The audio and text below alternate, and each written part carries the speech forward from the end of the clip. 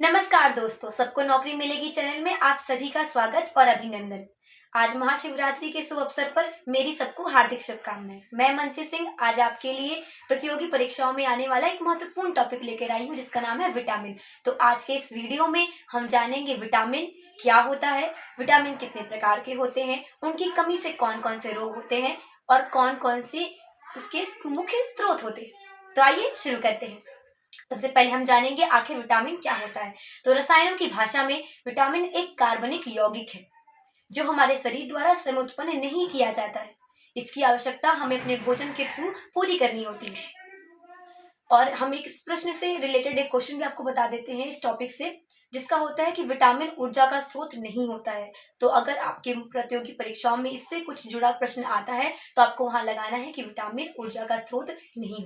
प्रायः विटामिनों को दो भागों में बांटा जाता है। एक होता है वसा में घुलनशील यानी फैट सॉल्यूबल और दूसरा होता है पानी में घुलनशील या वाटर सॉल्यूबल।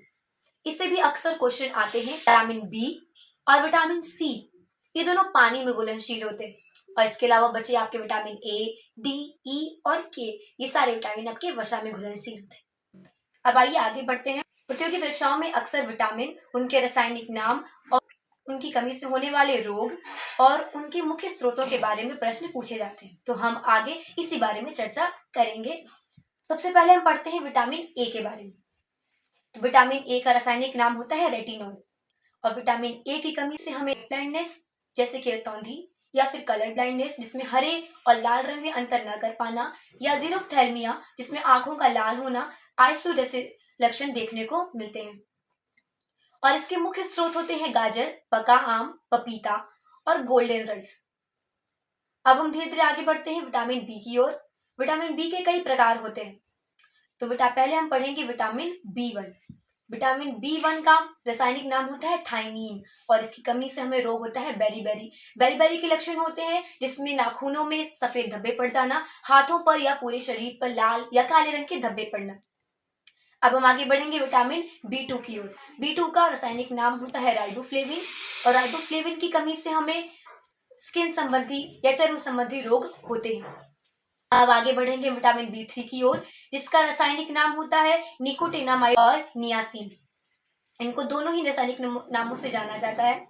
इसी कमी से आपको जो रोग होता है वो है पेलेग्रा यानी दांतों की बीमारी। अब उसके बाद हम आते हैं विटामिन बी6 की ओर, जिसका रासायनिक नाम होता है पायरिडॉक्सिन और इसकी कमी से हमें एनीमिया यानी खून की कमी और चर्म संबंधित यानी स्किन डिजीज हमें हो जाती है। अब आगे बढ़ते हैं विटामिन बी7 की ओर, जिसका रासायनिक नाम होता है बायोटिन और इसकी कमी से हमें पैरालिसिस यानी लकवा या शरीर में दर्द रहना जैसी बीमारियां देखने को मिलती हैं। अब उसके आगे हम बढ़ेंगे विटामिन बी11 की ओर, जिसका रासायनिक नाम होता है फोलिक अम्ल या फोलिक एसिड और इसकी कमी से हमें एनीमिया या डिसेंट्री, पेचिस जैसे रोग देखने को मिलते हैं।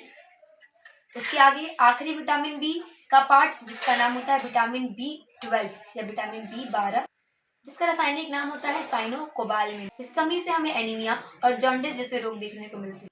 प्रतियोगी परीक्षाओं में एक और प्रश्न पूछा जाता है कि विटामिन बी12 यानी साइनोकोबालमिन में कौन सा धातु पाया जाता है। तो इसमें धातु जो पाया जाता है उसका नाम है कोबाल्ट। एक बात मैं आपको बता दूं, यदि प्रतियोगी परीक्षाओं में आपसे ये प्रश्न पूछा जाता है कि विटामिन बी की कमी से कौन सा रोग होता है तो आपको वहां पर उत्तर देना है बेरीबेरी। अब हम आगे बढ़ेंगे अपने सबसे मुख्य विटामिन की ओर, जिसका नाम है विटामिन सी, जिससे आप भली भांति परिचित भी हैं। इसका रासायनिक नाम होता है एस्कॉर्बिक एसिड और इसका मेन स्रोत होता है जैसे खट्टी चीजें जैसे संतरा, नींबू, आंवला। विटामिन सी का मुख्य स्रोत मिर्ची भी होता है। अक्सर ये कंफ्यूज करने वाला क्वेश्चन होता है, तो इस बिंदु को आप ध्यान दीजिएगा कि मिर्ची में विटामिन सी पाया जाता है।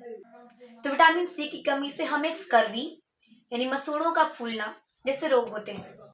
स्कर्वी रोग को सेलर डिजीज यानी नाविक रोग से भी जाना जाता है, क्योंकि सबसे प्रथम बार यह रोग नाविकों में देखा गया था।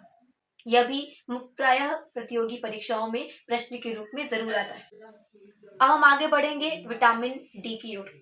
विटामिन डी का जो रासायनिक नाम होता है वो होता है कैल्सीफेरोल और विटामिन डी का सबसे मुख्य स्रोत होता है जिससे हम भली भांति परिचित हैं, वो है धूप यानी सूरज की रोशनी यानी सनलाइट। और इसके और भी कई मुख्य स्रोत होते हैं जैसे कि फिश लिवर ऑयल, मछली यकृत तेल, दूध और अंडा। विटामिन डी से होने वाले रोग हैं रिकेट्स, जो कि बच्चों में होते हैं, और होता है ऑस्टियोमलेशिया, जो कि वयस्कों में देखा जाता है। ऑस्टियोमलेशिया का मैं आपको अर्थ बता देती हूँ, जिसमें ऑस्टियो का अर्थ होता है हड्डी और मलेशिया का अर्थ होता है कमजोर हो जाना। तो इसका अर्थ होता है हड्डियों का कमजोर हो जाना, जो कि वयस्कों में प्रायः देखा जाता है। तो अब हम पढ़ेंगे विटामिन ई के बारे में।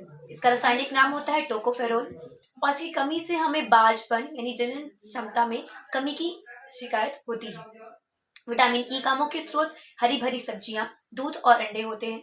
विटामिन ई की एक और मुख्य बात बता दूं कि इसे हम ब्यूटी विटामिन के नाम से भी जानते हैं। अब आज हमारे वीडियो का आखिरी टॉपिक यानी विटामिन के बारे में चर्चा करेंगे, और इसका रासायनिक नाम होता है फाइलोक्विनोन या फाइटोनोडायोन, और इसके मुख्य स्रोत होते हैं टमाटर, हरी सब्जी, और इसकी कमी से रक्त का थक्का न जम पाना यानी नॉन क्लॉटिंग ऑफ ब्लड की शिकायत होती है।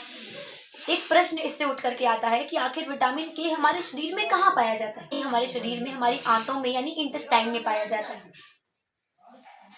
तो चलिए, इस वीडियो को एंड करने से पहले मैं आपसे एक प्रश्न पूछना चाहती हूँ, जिसका उत्तर आप मुझे कमेंट बॉक्स में जरूर देंगे। तो क्वेश्चन ये है आपका कि ऐसा कौन सा विटामिन है इसे हार्मोन भी कहा जाता है, और आपके लिए हिंट ये है कि वो विटामिन हमारी किडनी द्वारा निर्मित होता है। तो चलिए जल्दी से कमेंट कर दीजिएगा, और कमेंट करना भूलिएगा नहीं। तो अगर ये वीडियो आपके लिए लाभदायक हुआ, आपके लिए लाभकारी हुआ, आपकी प्रतियोगी परीक्षाओं में काम आएगा, तो आप जरूर इस वीडियो को लाइक शेयर करना मत भूलिएगा, और चैनल को सब्सक्राइब जरूर कर दीजिएगा। नमस्कार।